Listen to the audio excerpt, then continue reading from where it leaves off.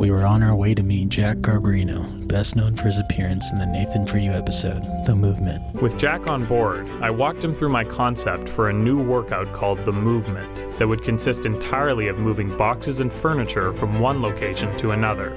My plan was to position Jack as the guru behind this workout, in the hopes I could convince people he got his amazing physique solely from lifting household items. Let's see some attitude. Our first encounter with Jack was at the beach while filming a documentary on Trump supporters after his indictments. We immediately recognized him from the show. We're wondering how'd you get so big? Do you have any advice for us out there? Well, you move boxes and furniture. I'm just kidding. There was a show that I did. Yeah, we're familiar. Yeah. What do you usually do for fun? I'll go to the mountains, the beach, take him. I'm into astronomy and just healthy living, You're into astronomy? Astronomy, yeah. What do you do with that? Do you study it or do you have a telescope? Study telescope, yeah. Just like to gaze and realize the universe and how we're so small compared to the whole scheme of things. That brief meeting sparked my curiosity about Jack's life and what happens to central figures from Nathan's show after their appearances. Online, I found Jack portrayed as a loyal Trump supporter, polarizing his views and often the target of online hate. Intrigued by this tough exterior mixed with hints of spiritual and interstellar curiosity, I decided to reach out. Hello? Hello? Jack. Yes. When we spoke over the phone, I made it clear we couldn't avoid discussing his outspoken political presence. What started as a one-day shoot turned into 3, as Jack slowly revealed more of himself. Fortunately, I had come prepared with a compromise that would allow him to work out at any gym he wanted. The way I see it, the only way you can go to your gym is in disguise. Okay. So, do you think this is something that can work for you? Yes, I can put it to work. At his home, he gave us a tour of his gym, including equipment he inherited unexpectedly from a deceased friend. I was very depressed. I cried because I missed him. I still miss him. When other people heard about it, they said, you know what, that is really, really unusual, but it just meant like he was talking to you and you still had it in his mind, and then you converged at a time when COVID had come. It was not a good time. People were scared, and voila, bought the equipment from him. I'm gonna look like George Washington. He even did a warm-up routine for the camera. I want everybody to know that I'm the father of America. Okay, so we're walking up to Jack's house. It's a very nice, well-kept front yard. In San Dimas, it's really quiet over here. So there's not a lot of noise going on. Well, hello there. Look who we got. Oh, hey. Come on. Hey, my name is Jack, and I am the owner of this house. I welcome you guys in this house, and anything that I can do. I got bourbon, I got whiskey, or anything that you can do. Under a little stress, you may have seen me in a different hair, but since you get a little older and I've been stressed, my hair has turned white. So, no, I'm not trying to impersonate St. Nicholas. Come on in. I actually didn't recognize you. From 2015 to 2023, I hate to tell you, but that saying of aging with grace is bullshit. You look great. Thank you. Been in this home since 1999. This here is my son, Joseph Garbarino. And yes, I had some of that stress, so some of that white hair's on me. I have 3 sons and a daughter. These guys gave me a hell of a time because I had to bail them out of high school. And one time they didn't let him leave because there was some pretend bad guys. And I called some of my guys at the gym and I said, we got to help my son. And they said, Jack, let's go kick their ass. And I'll never forget it because he was just a senior. And when we showed up with these guys with tank tops and a paramilitary, and they thought they were tough. There was about 6 of them. They peed in their pants. One of them, I got so mad because he came after me and I had to pick him up. And there was a tree there with a branch sticking out. And I lifted him. I said, you motherfucker, this is my son. You know who you're fucking with? You just ran into the wrong motherfuckers. And I hung him up on a branch. He had a sweatshirt. I made sure he wasn't choking. because I'm not out there to hurt. I left him there, and he was, seriously, true story. I learned that actually when I was bouncing, because one night I had to bounce by myself. I usually had 3 guys, and it was a drunk, and I said, this guy here has got to be neutralized. So I picked up this drunk. He's about 24, 25 years old, put him on a branch, a short branch, had him there so he was out of the way, and then I had to go and take care of 3 other drunks. Doubles as a halfway house sometimes? Doubled the halfway house because I have a big heart. They had friends that their parents would kick out. Whose friends? My friends. Joey's. Yeah. I've always been one that I have an empathy for young people that are struggling, because I knew that when I was young, I was struggling. My mom kicked me out of the house when I was about 17 because I was trying to get big. Her complaint was that I was eating too many eggs. I can see too, you guys don't have any blinds. That's interesting because in our neighborhoods, we would like to cover our homes. So what's going on here? My thinking about not having this covered is I want them to see we have a beast, we have a sign. I have another sign with this is caution. I have security signs, and I want them to know, hey, I'm confident enough to leave my front window open. If you're a fool, and you're going to be coming here with the things that I have here to protect the home, I feel sorry for you. So you did this on purpose? I did this on purpose. I have landmines, I have flamethrowers, tear gas, I have the dogs, I have my sons, I have me, which is probably pretty substantial. If you see that panel here, I've got about 4 or 5 cameras surrounding the house because I never know when somebody wants to attack me. I got a lot of haters. When you are just who you are, they look at some of my Facebooks, they think, oh, he's a radical conservative. I voted for Obama, by the way. I transitioned there because I saw that some of the basic things about this country, the lack of respect, the destroying and the bringing down of this, the history of America, I didn't like. So I became a Republican and a Trump supporter. I'm by myself with my sons. I kind of like the open. I don't want to have to do dusting so much. So I've kind of tried to simplify my life. They'll get to a point where maybe I might have to impress a young lady, but I don't have much luck in that because a lot of them are weird. What do you mean by that? The first thing they ask me before a date is if I can send them a money card in advance. This happens all the time? This happens all the time. I get really no serious respect from the young ladies out there. I was trying to look for a nice, hot 30-year-old, and they say, oh, by the way, we're going to go out and say, by the way, can you send me some money for gas in my car? And I'm thinking to myself, wait a minute here. This is ridiculous here. I don't even know you. Have you ever sent someone a transactional payment like that before on accident because you didn't really know what was going on yet? Many years ago, around 2010, 2012, I was a maniac after I got divorced. And I said, I'm going to try to be that kind of playboy and just, have different ladies and have fun and whatever. Yes. I paid big bucks, probably got that person $30,000. I was a little bit depressed after my first divorce. So I thought to myself, I'm going to sponsor this person who's a hot babe and make her happy and have her fall in love with me. I was collecting jewelry, and one day she went through my room. She took a lot of the jewelry that I was selling from wholesale, because I have a friend who's Armenian that has a jewelry place in Los Angeles. I said, see, this is the lesson I learned. I give this woman money, and she steals from me. What did you think about that when your dad was dating this younger woman? Well, I mean, you could go to any strip club in the area and you mention his name, you'd get a discount. I think maybe he needed to get it out of his system.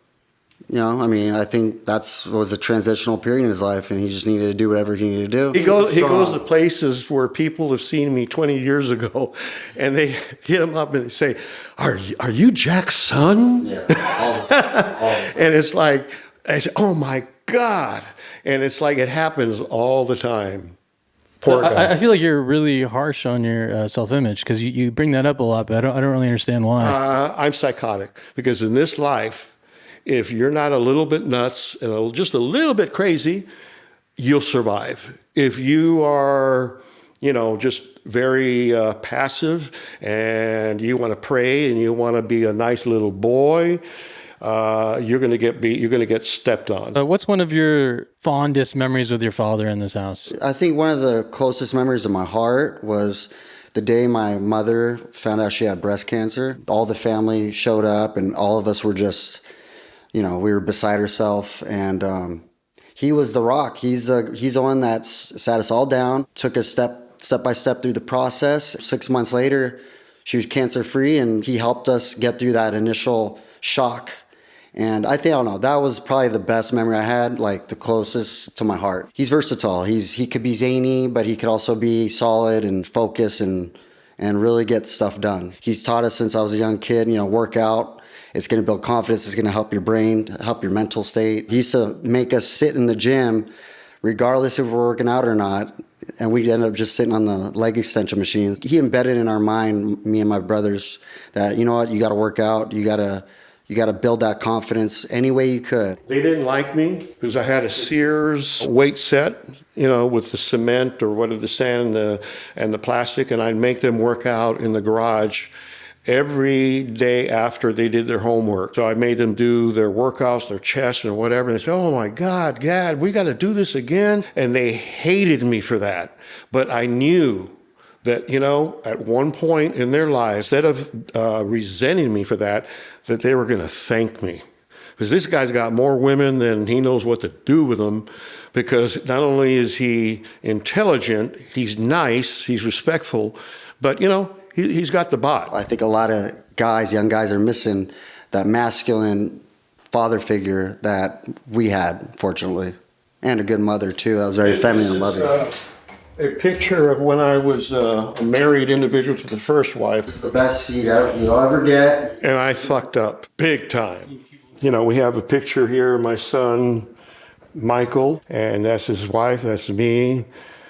That's my beloved brother who back then was not at the serious stage of Parkinson's, so I had to actually wheel him and carry. But I always wanted him to become part of the family because when he got Parkinson's, a lot of his friends kind of like they disappeared because they knew Parkinson's was a very tough, debilitating disease. For them, they could not handle the firsthand deteriorations from not only his affect, body, mind. He has a master's degree, a bachelor's degree. When he told me that he had that was probably one of the worst days of my life. We sat down in a restaurant and I didn't know, I thought I was gonna watch him go dancing, and he leveled with me. And Jeez. I'm sorry. It was tough. You're saying did he live here as well and you were the caretaker as well? Yes, I had him in a bed, a fully equipped hospital bed that had the lifts and everything, to go up and to go down. I had it in that room. In fact, I built this room over here, the office. I had his oxygen. I had everything that he needed. Medicine 4 times a day, meals. I had to change him. I had to lift him. That was the hardest job I have ever had. I've been a director of environmental services. I was a food service a dietary manager. I was not prepared to deal with this level of care and then to actually see a loved one deteriorate to the point where their affect is completely plain. They can't talk. They eventually get to a point where they can't eat on their own. I've changed from that point on. I'm not the same person. This was after Nathan for you. No, this was before Nathan for you. He had it for 18 years. I felt, I have to do something that is very outlandish, that's going to keep my mind busy. I had to do something to bring my spirits up, and I also had to generate income for my brother because I was caring for him. I had prayed about it for weeks and weeks and weeks, and I made that Nathan for you in honor of my brother, because every little bit of money was to go to his health care. I had to forget about my comfort zones. I wanted him to feel like his life was not over. In fact, I told my priest, I'm doing this because I need the money to help with my brother's health care. If I was addressing a management meeting, there might be 8 people in the board meeting, I would actually, my heart would go like this, bum, bum, bum, bum, bum. Nathan, for you, eliminate all of that because, I said to myself, what do I got to lose? Who would have known that I could go KF something in Las Vegas, a live interview? They don't know that what you're saying is storytelling. I'm going to show Nathan, he thinks that he's all that, but he's not going to meet anybody like me because I'm going to play his game and I'm going to play it so good that maybe perhaps they'll let me improvise, which I did a lot of the improvising. I was a fat tub of lard. Yes, that was me. You could see that I was a fat tub of lard. That was part of my, one of my sayings that they used. And I ad-libbed that in that one of the first newscasts. The journalists actually were so enthralled and they believed everything I was saying. The way that I said the story about Dende and him being eaten by a baboon, I still to this day, people are asking me, do you miss Dende? Are you ever going to go back and, honor him? I do charity work with jungle children. Jungle child is what? Yeah, jungle child are children that live in the jungle. A while ago, I was working with a jungle child. His name was Dende. He was a great inspiration for me.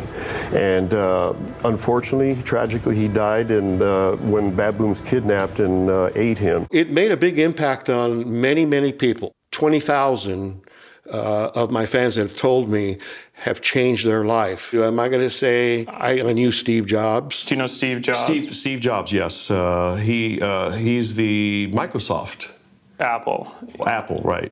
I had to continue at that point to make it look like it was real because people were coming back and thanking me. A lot of these people are very nice, young people, and they have so much admiration for me. I said, where do they get this? I mean, who am I? I'm just a regular dude. A lot of the other scenes and the other episodes were people that I believe, in essence, kind of showed their naivety. But I locked on the horns with Nathan. At this point, did you know what the show was? Did you ever see an episode? Did he tell you this is a comedy? It's going to be on Comedy Central? He didn't tell me shit. He says, we're going to make an exercise video. You have the ability to talk where people understand at the LA Convention Center. But it wasn't him. It was one of his scouts. And we're going to be making a video. And I'm thinking to myself, I'm looking at this guy that I don't know. I'm walking out from the contest to go have lunch, and I had to come back for the night show, and he's following me, and I'm thinking, well, there's thousands and thousands of people here. Why is this guy following me? And then he starts coming towards me. I'm from the production company, Nathan For You, and we're interested in making a video, an exercise video, and that's all they told me. I realized I just didn't have the body to be a convincing fitness authority.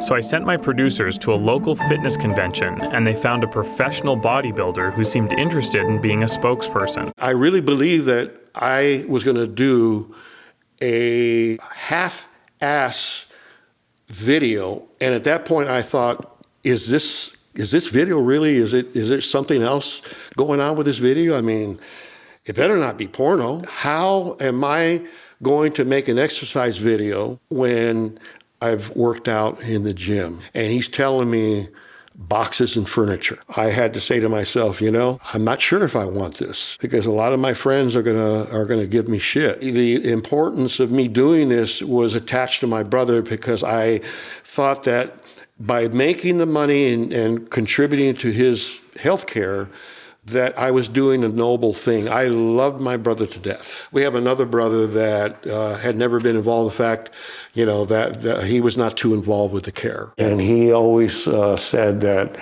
my brother was faking Parkinson's. He left the family because he said that Farino was full of shit. He didn't want to be around my parents because of their drama. At that point, I remember that meeting that we had where he says, I don't want any part of this. Soon thereafter, literally, disappeared because he didn't want to deal, I guess, with the stress. At first I could tell you're a little nervous. You know, because like when you're speaking, you could tell you're shaking a little bit.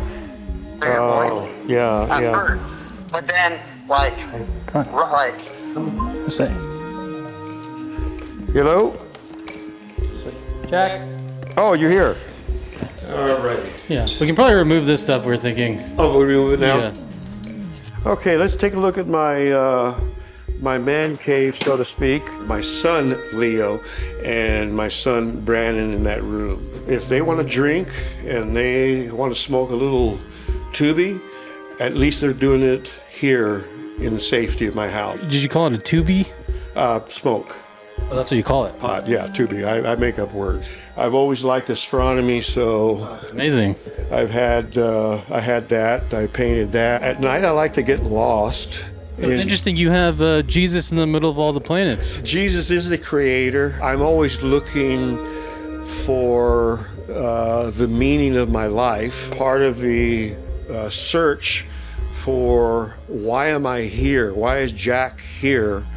Is my astronomy studies. And then, of course, Jesus comes into that. You know, who built this universe? How did we become here? Did we just come from a clump of cells? I've always been looking for the reason because I want to know where the hell I'm going. What's going on with this piece back here? Can you talk about this? Oh, I have a interest in things that can keep me strong. I believe that my life has been tough. I didn't ask for anything from anybody. Nobody is going to come to Jack's aid. So Jack has to count on Jack only. If I maintain a gladiator warrior mindset, that's going to help me to continue in life and solve my problems. I get beyond any sadness or any disappointment.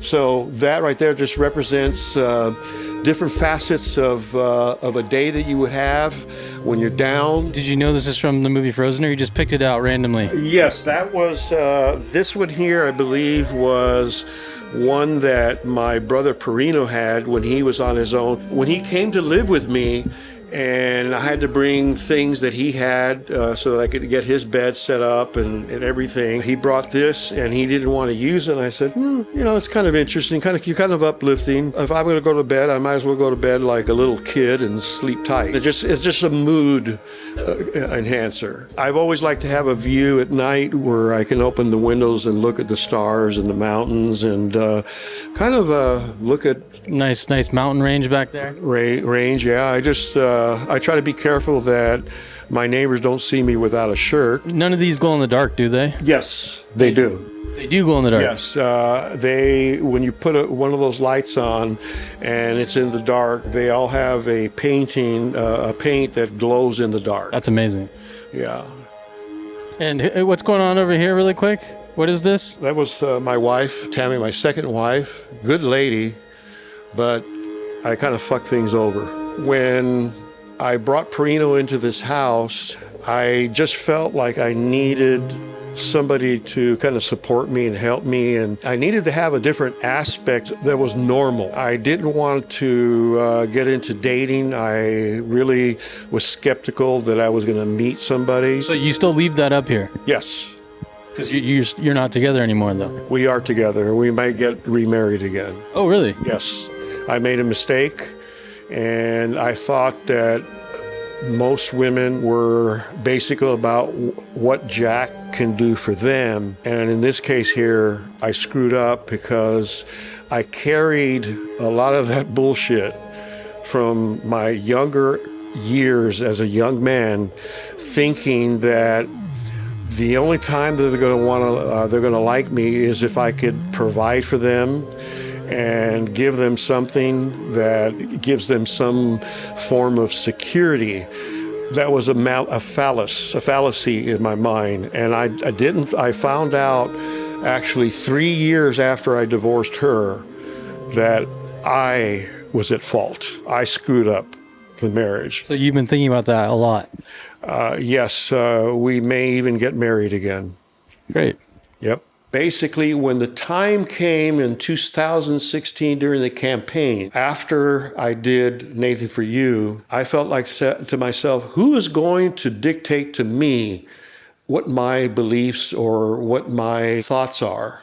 I'm actually not so much a conservative, but I'm really, really much on freedom from the government, smaller government. I don't want them peeking into people's lives. I'm more kind of a national. I think that, with all despite the criticism of this country is the best country around. For me, it was always about, like in the 80s, I saw my father buying a house and he came from Italy, and I actually was born in Dominican Republic, a little island. I thought to myself, if I came here at 3 years old, and then what I found out was that, through hard work, working 2 jobs, 3 jobs, I could actually build something. I could actually get close to buying a home. It was just part of that American dream, despite not being born here, that I recognized early on this was one of the greatest countries around. You don't like the idea of government peeking into people's lives, but you've also put yourself in a really public light by not only being on television. You have a lot of prolific YouTube videos that are kind of provocative going on, so you're kind of putting yourself out. I like to provoke, because I like to provoke for thought. I like to provoke for conversation. When I found out that in this day and age, and it's not so much the 80s and 90s, when I was growing up, we said what we thought, we think. There were rules and there were certain things that we needed to do to respect, our elders, respect the law. I said, I'll be damned that the way things are going, that they're gonna make us feel guilty for whatever the color of our skin is. I'm technically a Hispanic, but I love America because I made America work for my behalf because of hard work. I thought to myself, if I can do that, and if people can put in their minds that, if you have that confidence in yourself, you could do a hell of a lot more than what you think you can do. I'm kind of scared sometimes when, these shows for the enjoyment of other people, they take regular people, put them in the spotlight, and then once that's gone, there's an adrenaline void that was the once there. So, my thing is, because when I was researching a bit, I saw videos, these provocative, like political videos online, a way to get the easiest reaction, because it's almost a attention seeking in a way. Because if you weren't, you would do something a little bit more nuanced. And do you think you've made those videos in response to not only the political wake of BLM summer and the Trump riots going on? Do you think that you made those videos in response to fill this void that the show has left behind? I wanted to demonstrate that even perceiving that Nathan was, I would surmise that he's liberal, that I'll be damned if I'm going to fit in to the regular quote unquote kind of Hollywood mentality. Jack has always been Jack. When I do things, I want other young men, because I've mentored a lot of people, a lot of young guys that were lost, from janitors to gangsters to everything, to get into bodybuilding, where I actually helped them to change their life. And I think the message is being lost because we somehow have a propagation telling young people and telling other people that you can't do this on your own. I want to show people that if you're strong and you're strong-footed, you have your belief system, as long as you are not taking advantage of somebody. And I don't want to hurt people's feelings. I don't want to change everybody's. In fact, I respect a Democrat or a liberal's point of view. It's interesting because the entire time we've been here today, you've been saying, you're not an aggressive guy.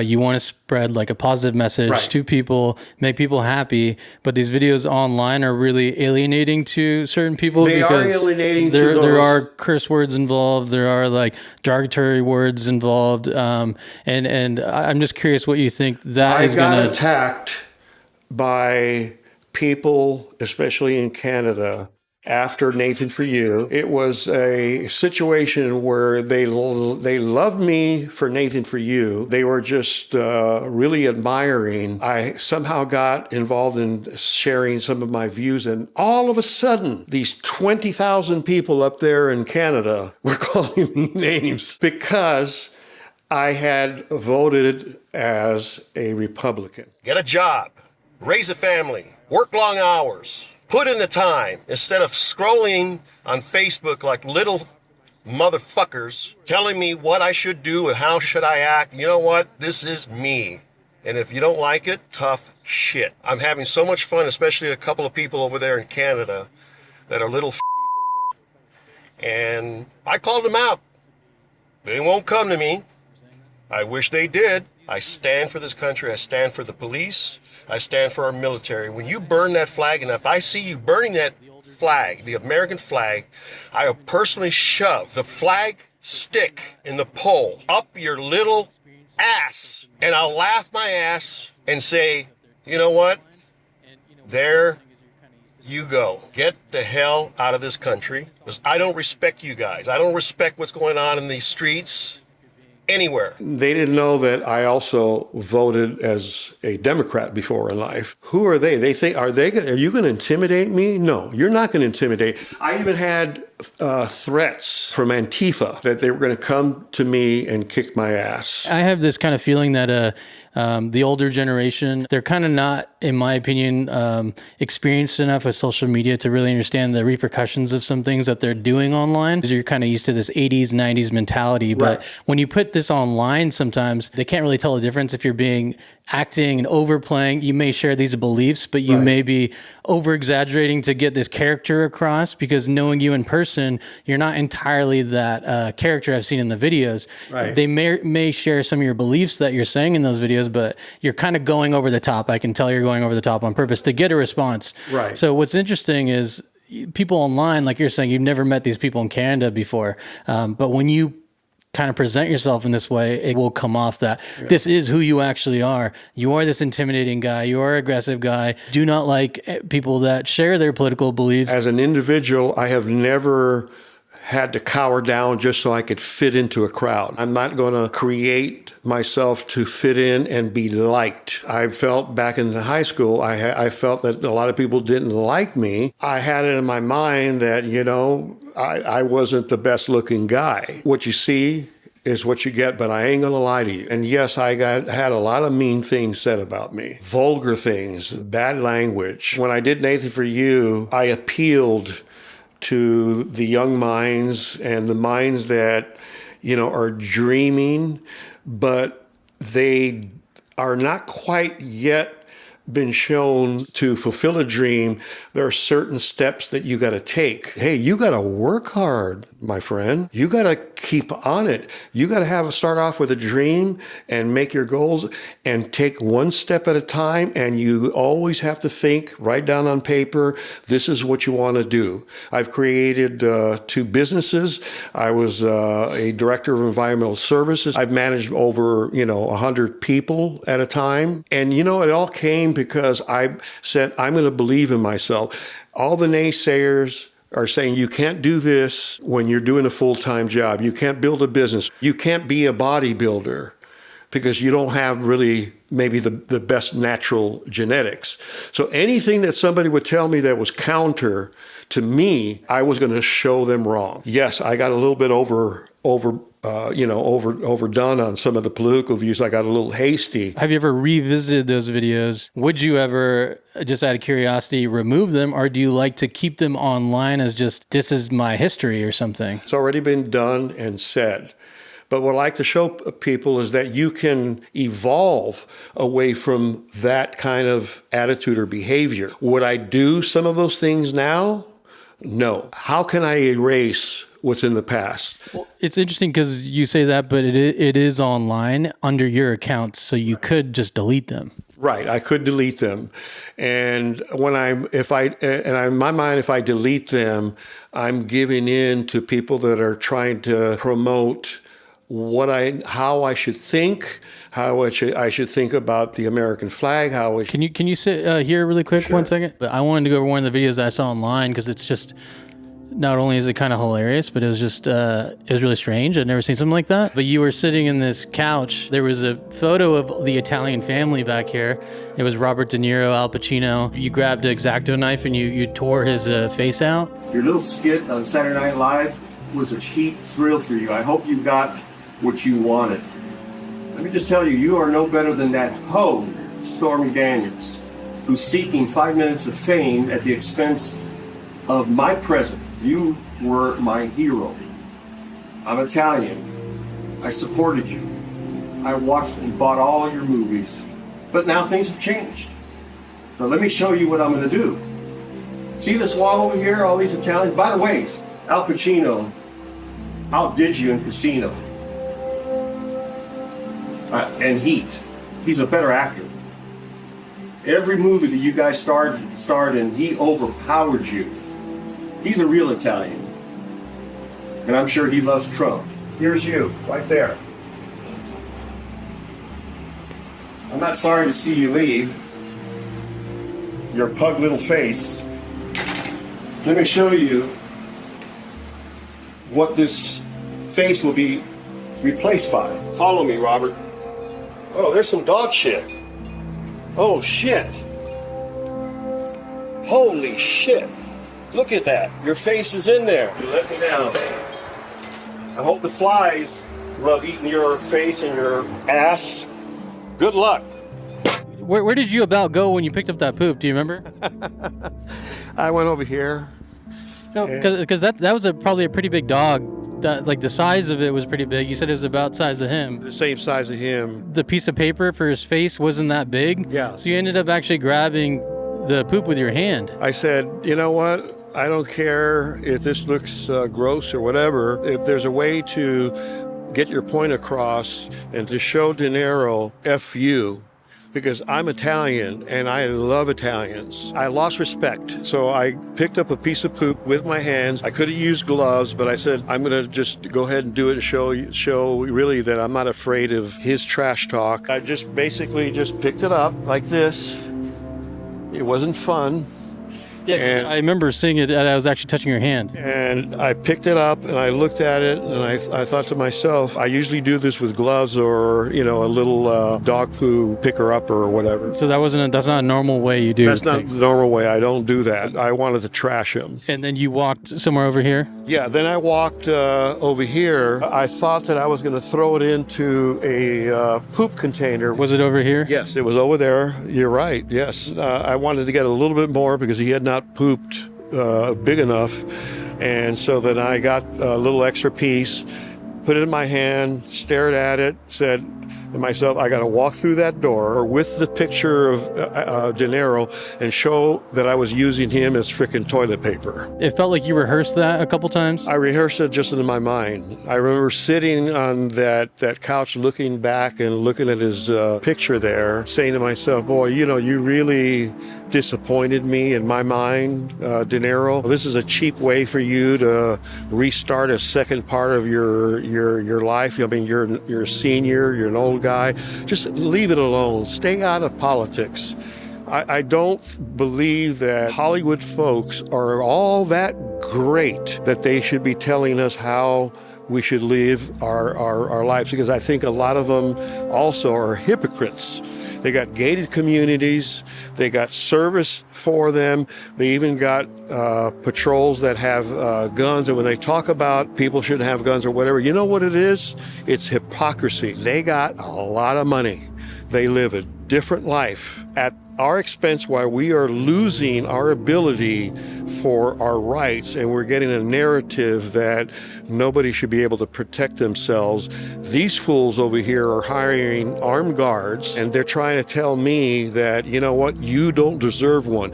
It's almost, to me, I took it as they are looking at us as peasants. I don't care who you are. If you're an actor, you're whatever, you are no better than that dishwasher over there working in that restaurant. Being conservative is just a point of view. It doesn't mean that you are an asshole. It doesn't mean that you're racist. And who filmed that video? Was that your son, Joey? That was my son, Joey. So what did he think about it when he was on the other end of the camera? He was not too much fond of it. You think Pacino is better than De Niro, really? That's You had said that in the video. And what's the vibe in this truck? Because you got the rims. This is a 2002 avalanche with less than 100,000 miles. Back then, if you remember, the music videos were a lot with the Escalades, you know, that era of Jermaine Dupri and that. I saw these vehicles and riding on large wheels and chrome. I liked hip hop, and I just said, I got to get me a truck like that. My wife was pissed off because my boy said, yeah. And so I put big boom boxes. I put the top of the line stereo systems. I put a turbo in here. One of the things that I did add on this is for example, a train horn. Because I used to like to take pranks, and I used to go to like Pasadena with myself, or back then with a girlfriend or wife. And I would like to scare the hell out of these toughies that were walking and scare the fuck out of them. I've also done this when I've gone across a train crossing when people are kind of stopped. And one day I had this idea that the train's going to pass, and I'm going to throw this on while people are still waiting for it to go. And this is what it sounds like.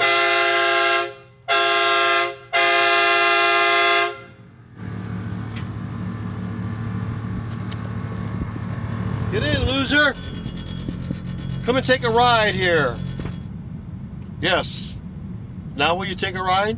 It's a hell of a ride here with a little toys that we could play here with.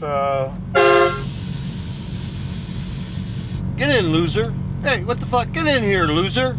Hello there. Hey, what you doing? Yes, Big Ray. I've got a diet plan, and I've got some supplements that are going to help you with your working out and getting yourself some size. Why don't you come down to the office and we'll go over a diet program, and we'll make you a competitive bodybuilder in no time.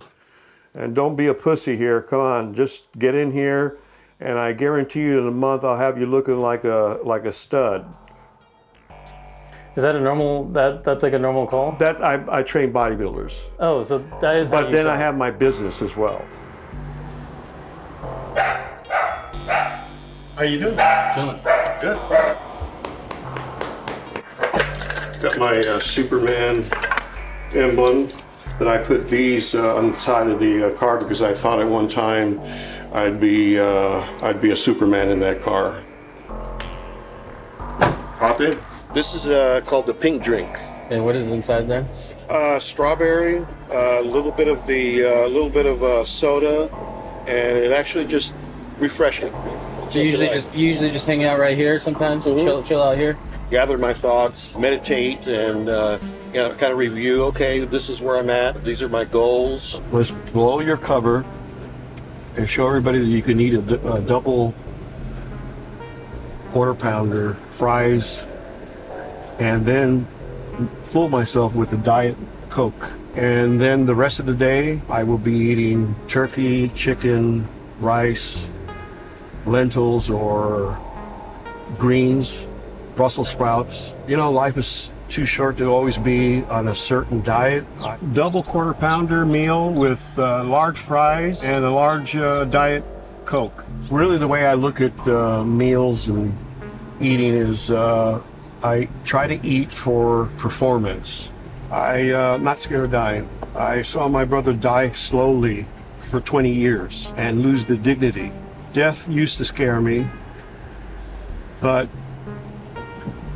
seeing what he went through, I have nothing to complain. What are you waiting for? The double quarter pounder with fries. You know, I see these masks still going. I'm thinking to myself, man, we've really trained a portion of our society to even walk outside with a mask and not understanding that we are actually breathing our own carbon dioxide. You know, having a mask and breathing your own exhaust, especially when you're outside, to me is kind of foolish.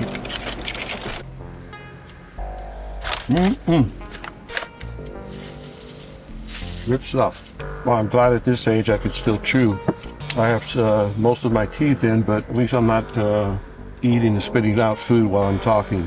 I can feel guilty for a few hours and say, shit, I screwed up, ate this meal, but there's always tomorrow to start fresh. I'm actually eating every bite thinking, okay, I was told to enjoy myself in life and to like what I eat and do things that are normal for most people. But when I'm doing this, I think I'm clogging my arteries, doing some damage. I don't want to be dealing with serious illness in my older age. When I was younger, living at home, Mom would buy a sheet cake. I like cake.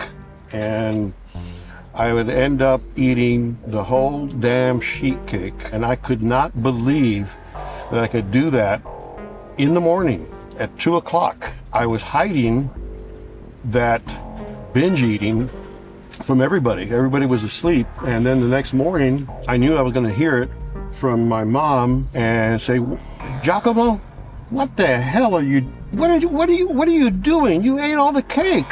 And worst of all, you left the frickin' crumbs and the cake as is. I mean, you didn't even throw it away. I said, well, Mommy, I like cake. I'm sorry, I'll pay for it. I'll go buy you one right now. I had that weakness, and that weakness comes on around, let's say, 2 or 3 in the morning. I'm going in half asleep, looking at the pantry, trying to see what I can devour so that I can go back to sleep. Silverback gorilla here, eating his food crouched over, big back, hairy. Yeah, sometimes I feel like I'm an animal. I've always been kind of referred to as that big gorilla, and then as I got older, silverback was thrown in there. If that's what I remind you of, I'm gonna look like that. Where's my bananas? Where the fuck is my food? That's what comes into my mind. In fact, kind of a compliment. This is a gentleman that I helped in his bodybuilding career, and I'll read it. I'm kind of proud of it, and kind of demonstrates that, I do have some influence over young people. I wrote to him and said, how's it going? And basically, he was very honored to hear that I was thinking about this person that I trained. He says, Big Jack, you always are and will be that badass OG. You see what I'm saying? Definition of the old school bodybuilding training, hard discipline, working, and taking care of your family. Hey, you were the first person that said I should consider bodybuilding back when I was working at LA Fitness. I miss you, man. I've been good, though. I took a break from competing after the pandemic to make sure that I got my career back on track after being laid off. I plan on resuming back to the stage this year. That's what keeps me going. I just want to be able to be remembered as somebody that helped, motivated, and changed a little bit of their life for the better. And I get these all the time.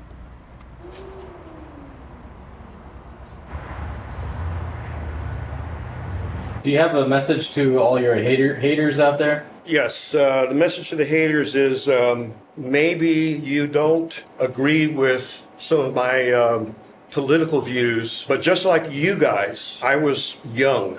I was in college. I was feeling my way through life. At that time, a lot of you guys are in your 20s and maybe 30s, you're going to college. A lot of you are from Canada. When the time came with the first voting and Trump was running, a lot of you guys actually were very offensive to me. The way you came off, because I was explaining my point of view politically, you guys got down and dirty, called me names and said that you were going to beat me up or you were going to jump me or whatever. How I reacted was I was angry, and I said, how dare these little pipsqueaks challenge my own belief system, because I am a Christian. I do believe in standing for the flag. These are just thoughts, the way that we view what we appreciate. I know that I offended all you guys. I said I was going to kick your ass, and I'm still going to kick your ass. But I forgive you guys for being so crude. So I apologize in advance. I want everybody to know that I don't care if you're a Democrat. I don't care if you're a Republican. But what I do care about is your character. Part of being having a good character is having the ability to have a discussion instead of calling somebody a name, like calling me a jerk or calling me an asshole or calling me you're a decrepit old man. I'm 20 years old. I'm going to beat the out of you. I don't respect that. The thing that I respect in people is their character. That's what I see first. I hope that you guys understand that that was a tumultuous time in this country. Again, I was very liberal in my thoughts in my 20s, but then I saw the decay and certain things changing in this country, mainly that the politicians have been propagating a lot of lies and bullshit to the young people. They got you to a point where they want you to be reliant on government. I'm going to warn you guys, we go any further, any deeper into this socialism, yes, it's nice to have everybody, but do we reward people that are just plain lazy? Or are we having the ability to reward ourselves through hard work, being a good person, treating other people with dignity? You don't look cool when you're coming out and saying, F you, you're stupid, you're a Trump hater. That doesn't do anything to me, but what it does to you, I look at you as a very unintelligent young person who's struggling to find his way in this very difficult world that we live in. It's okay to have respect. It's okay to have respect for your parents. It's okay to have respect for yourselves. And part of that is achieved through hard work, dedication, discipline, and all of these things ain't going to kill you guys. It's going to be something that will help you in your later life. And trust me, you're going to get old, you're going to be just like me, and you're going to appreciate certain things differently. So don't judge a book by its cover. Don't judge somebody because they're Republican. Don't think that, he's a racist because he voted for Trump. No, I voted for Trump. You know why? I needed a tool to go into Washington, D.C. to break up this, what I saw back then was already the infiltration of the swamp. We're going to become more reliant on government to tell us what to do.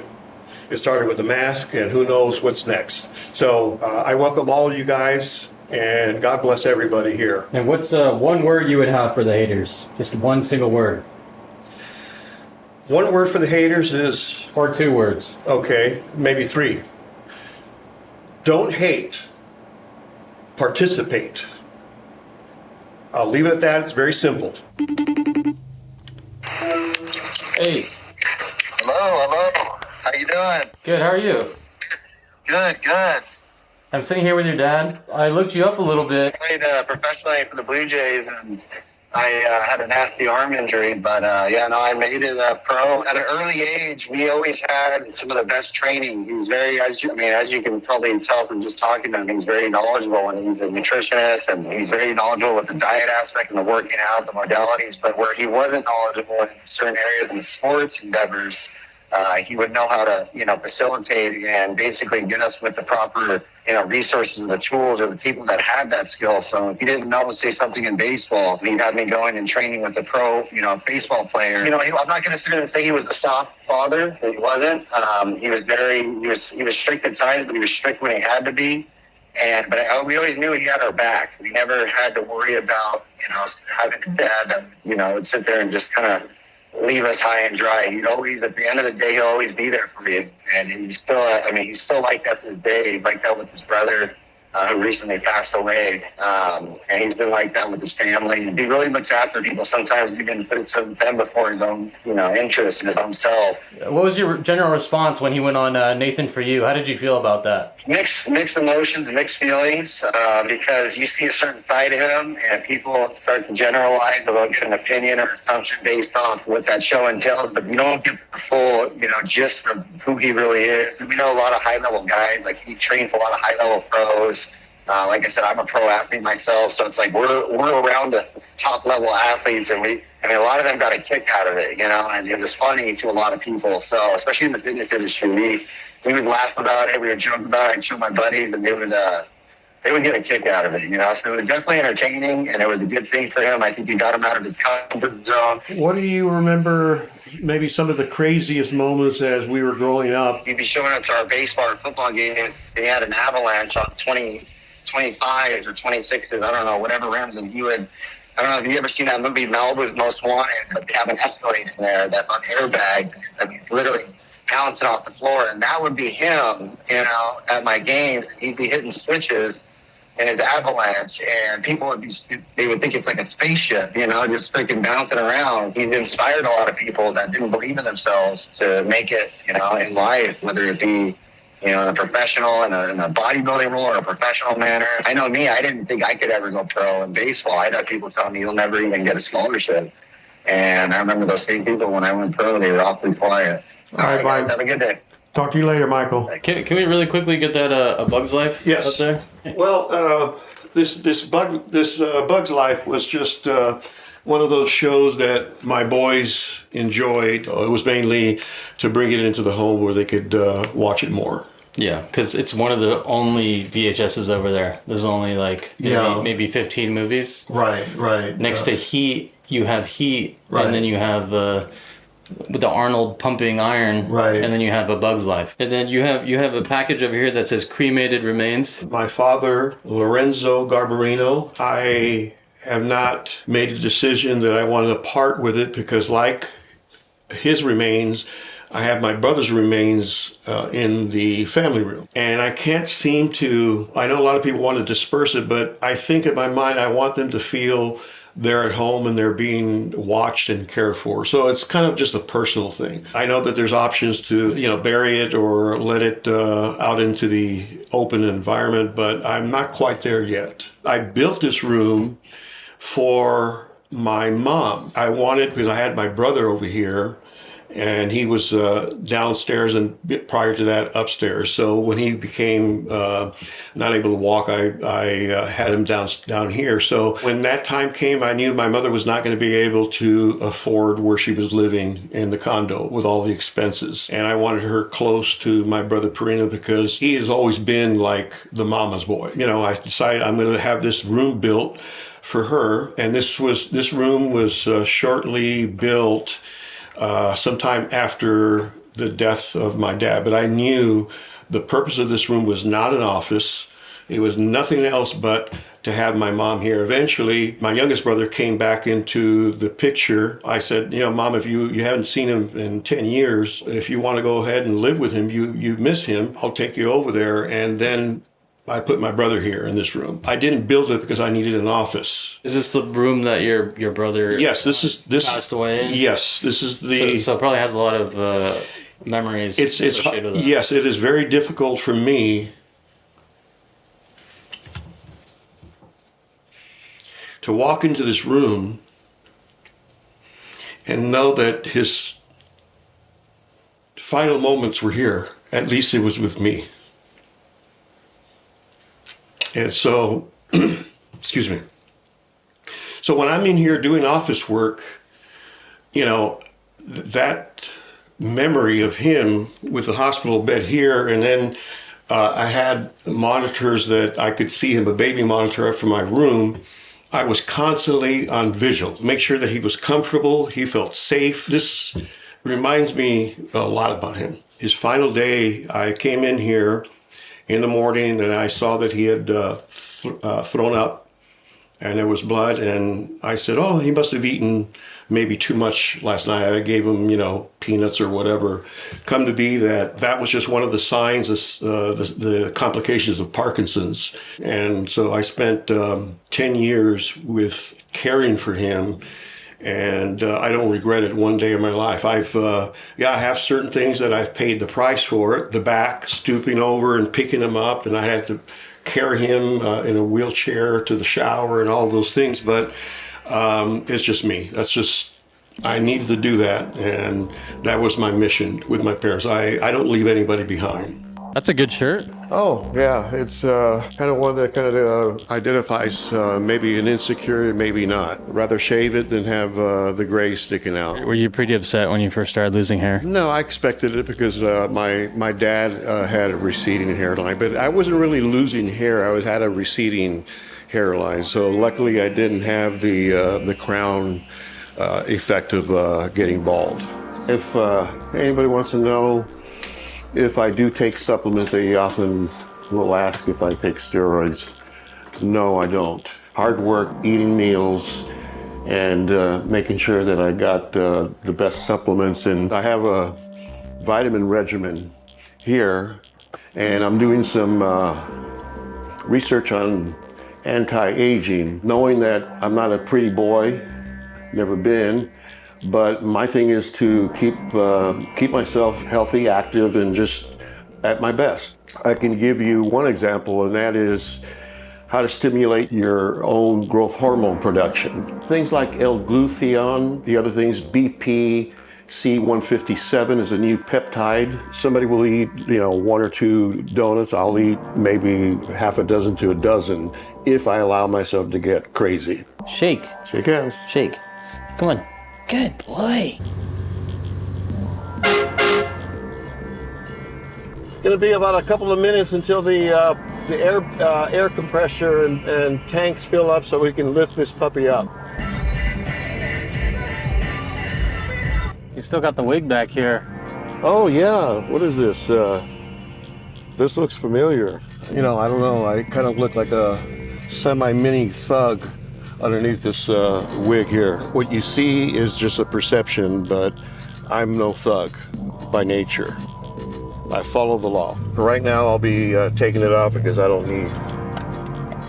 You don't want the neighbors to see you and wonder what's going on. These neighbors already think that I'm a little unique. Why do they think that?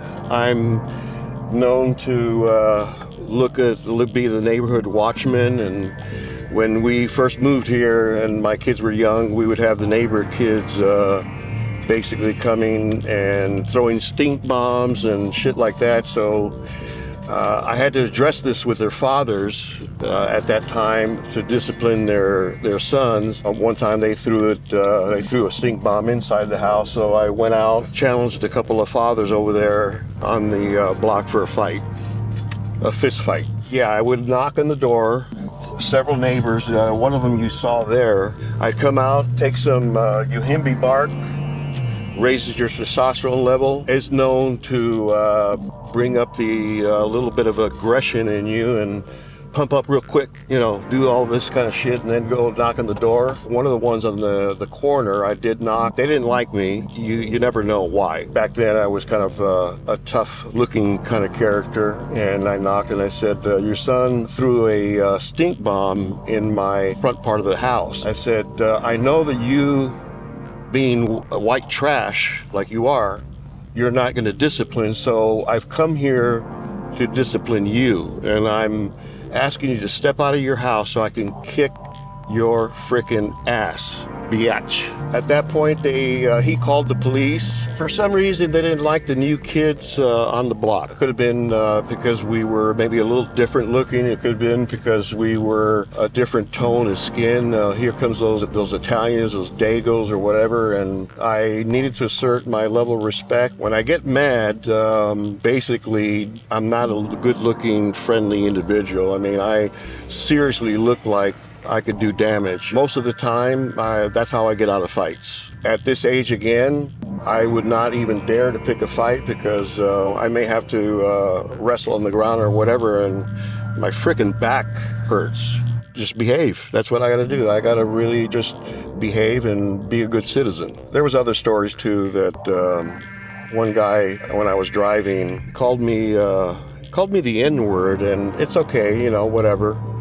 I don't care. It was random because I was going too slow and he wanted to get around me. And as we were going like on this block here, closing into the post office, he flipped me off. He was very daring, and I rolled the window and he says, you end something, fucking watch the way you're driving. And he just kept it up, and I just at a point said, okay, this fool here is getting, pretty aggressive, so I gotta tell him to signal and go to the side. And actually what I did was steer him to park in this post office over here, the San Dimas post office. I park, I get out, he gets out. He didn't realize that, I had some guns with me. Back then, these are the guns. He started to have second thoughts. He pleaded, he didn't want to fight. And I said, yo, dude, you're gonna have to get on your knees because I may hurt you to the point where you'll be in the hospital. What you did back then there showed me that you're a racist mofo. I told him to apologize and get on your fucking knees and say you're sorry to me so that I could leave this post office without taking you out. To say the least, economic difficulty and challenges, whatever anybody says, it's very difficult in a marriage. That was really the impetus to our moving away from each other, because we then did not communicate. So we got divorced. The ex-wife had a little bout with breast cancer. She was able to fight it. The medication that these doctors prescribed her put a young lady in a pre-menopause state. The interest in intimacy, I mean, it went from white to black overnight. Dealing with cancer was very difficult because I wanted to cure her. I would be giving her all sorts of different diets and stuff like that. So there was a little resentment because maybe there was quite a few years in that situation where there was absolutely no intimacy for many, many years. And I felt really bad because what she went through, but I didn't understand that medication that was being given to her actually changed all of that as far as her physiology. Then after the marriage, divorce is really bad enough, and I decided that I needed to, go out and try to meet ladies. So I would be going to nightclubs and picking up on different ladies, and I was a little bit awkward, but now I'm a little bit older, and so I had a little better gift of gab, so to speak. Being at that time with my ex-wife, being with her for so many years and being faithful, it was like, okay, I got to dive into the pool head first. I would get something to eat, make sure that I had the protein in me, make sure that I had enough of that protein to keep me full. People can actually shrivel in just a matter of hours, either, dehydration or lack of food. So for me, that was always important for me to have that image of, look at that guy. He's he's got a good body. He's swole. He's a no nonsense. He looks like he could take care of business and whatever. So put the music on. A lot of it, most of the time, was hip hop. Before I get into the club, I would have a stretch band. So I would do some bicep curls and get that little pump going in the triceps. And you would do that where? I do that outside of my car. In the parking lot? In the parking lot, yes. And people were looking. How long did you do that in the parking lot? Oh, for about 20 minutes. I had to make sure that I got a good pump. And you did that right before you entered in the strip club? I did that ritual, started with arms, triceps, chest, shoulders. I would do laterals with the band. So right in the parking lot. Right in the parking lot. Did you not sweat in your clothes that you were going into the strip club? I tried not to sweat. I've always been one that does kind of perspire. So I made sure that I would wear shirts that wouldn't show the sweat lines. It's very important for me not to come in there drenched. Having these big round circles over there and say, maybe going up to that young lady over there, that chick, and saying, would you like to dance? Many, many, many times that I said, God darn it, I wore the wrong shirt. Now I'm going to go in there like a sweaty baboon. I would even drop to the parking asphalt and do some push-ups. I did a full rounded workout minus the legs. The thing is, I had to do it in an area that was kind of dark, because if I did it in front of the club, there would be women seeing me doing this. I try to keep it a little low key. You found like the back of the parking lot covered by trees, I'd maybe? go to the back of the parking lot in the beginning to make sure that I got the pump, and then it also offered me an area where my car wouldn't get dinged. Did anyone know about this like workout routine of the strip? People knew about it? All my friends, all my buddies, they laughed their ass off. Why are you doing that? You're going to get all sweaty. I mean, God darn it, Jack. I mean, you're going to a club. You don't have to be looking jacked all the time. I said, no, I got to do this. And then after that, they knew that it was a routine that I would do. And I'm not going to say they respected it, but they put up with it. He would watch me work out. If they were going to go in my car, if I was going to meet him there, they knew that there was some there was a time lapse. To be honest with a lot of bodybuilders start off this way because they have a certain visual, a self-esteem issue. One of the things that I kind of look back at that triggered me was when we went to Huntington Beach. I had a little fat Italian friend, Laurentino Di Pepe. And I went with my brother, and we took our shirts off, and this was like I was a freshman. And I took my shirt off. He would point to me and say, "Oh, look what we have here. A sunken treasure, a pirate's chest." And I'm looking like that. I'm thinking, damn, this fat guy here, that his father makes pizzas and shit like that. And he's a little fat around the waist, and he's making fun of the chest. At that point, then I said, this has got to go. And that's when I went full bore on working out. I had asked Dad to pick up some weights. Back then, they were Sears plastic sand-filled weights. It became a infatuation with that look. Coming from a different country and not really being a very popular guy in high school, I'm not going to get a lot of attention being Mr. Quiet here. All those things kind of added into that mold of trying to get the best and more bang for my buck without me going and being the person requesting a date or going to a prom or whatever. What is the ceremony? What does the ritual look like once you would like leave the strip club? I remember a lot of the times going to AMP and Mini Mart at 2 a.m. Before I went home, I was hungry, and I'd get some tuna sandwiches. What did some of your friends say that, they were like probably grabbing beers and stuff? You get a frickin' can of tuna, and you're opening it up in the frickin' car, or sardines. I mean, we're all stinky. They appear to have suffered a little bit. Often people would say, this stuff is ridiculous. You're never going to find a woman. I mean, you go into a restaurant on a date, and this is true when I met my first wife. I'd go into the restaurant and I would bring in a can of tuna and order a salad. And then I would open up the tuna, pour it on the salad, order something for her. I never paid attention to the looks of that person that I was taking out to dinner. Has anyone ever mistaken you for being a skinhead? That's interesting because I don't know how I can be a skinhead. I don't have the blue eyes, or I don't have some of those features. The skinhead thing, only when I wear a Trump shirt. I know a lot of people that just eat one meal a day. I started off eating 6 meals a day, and then now it's down to 4.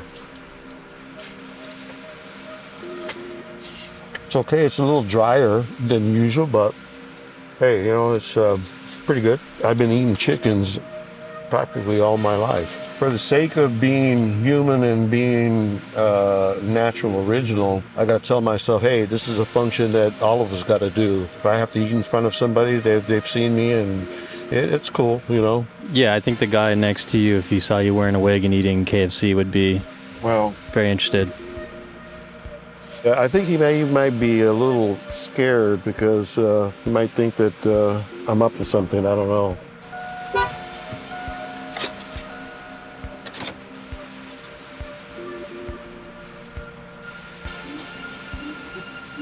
I'm doing a Colonel Sanders commercial. And I see that you're eating McDonald's. Here I'm eating chicken, so I said, we both have something in common, and we enjoy the shade of the trees. So good for you. Nice to meet you. Thank you. Well, he wasn't too, he played it pretty cool. Mashed potatoes. Oh, look at that.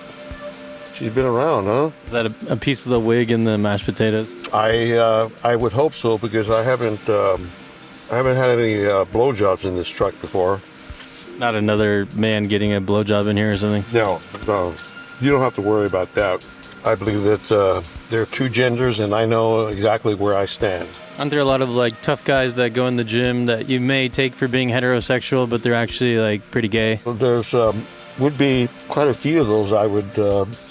I've been told. There again, everybody has a right to work their body, be as presentable and be as good looking as they want to be. So I don't trip on that. I've had gay friends of mine that I work with, and you know what? I've never had a problem. I've often said that they have better manners and somehow in many ways exhibit more intelligence than some of my, what we call quote unquote regular guys. I'm not going to be an anti this or not going to be your friend because you have certain feelings about genders. How's you doing over there?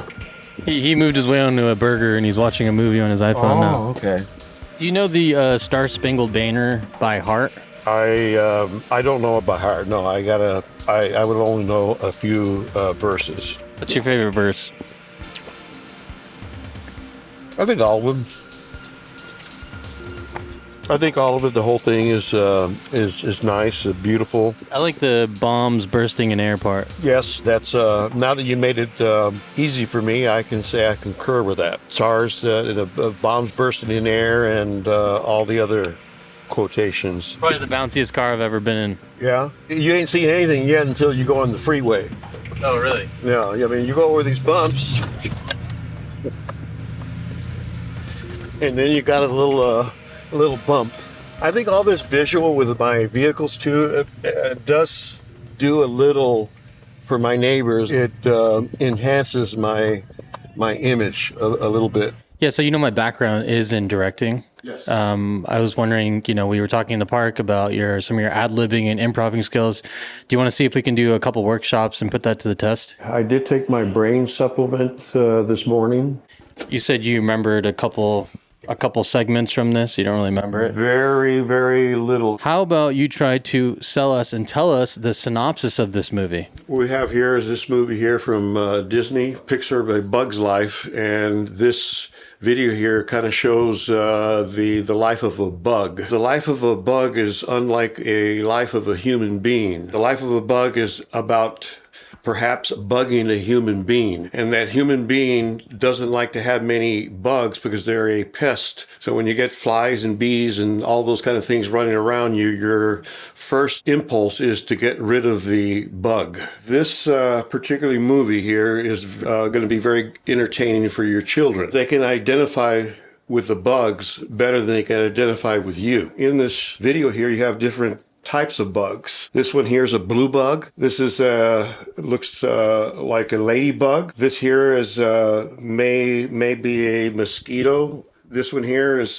probably the way I would want to look. Well, I wouldn't mind looking like this one here either. I actually met Jean-Claude Van Damme back when he was a star. He made a visit to. At that point, it was called Astro Gym. And then if Jack was to own and open a gym, what would the name of the gym be and what would it look like inside? What would your gym contribute that you don't like about other gyms? My gym would be simply Jack's Gym, maybe Jake's Gym or Jumbo Jack. I wouldn't have so many damn treadmills and bikes. It'd be kind of a rustic but clean environment. You have sufficient mirrors. It would be someplace that somebody can, get to know each other. It'd be like a place that you felt like you were along with family members. I would rather remind people that we live in a diverse world. It's not just about human beings. We are not the most important creature on this planet. We think we are. We do more damage than any of the other creatures. These people, I was going to say people, see, they contribute to our environment, our society in a positive way. What we do is that we destroy our environment. You sometimes wish you could leave Earth and go to a different planet? All the time. I would like to think that there's options, like there are hotels and motels. Because when you get tired of the bullshit and nonsense on this planet, to think that you can have an option, like from moving from California, where you got one of the highest tax rates, to, let's say, Idaho or Montana, you have that option. But we're still trying to get there.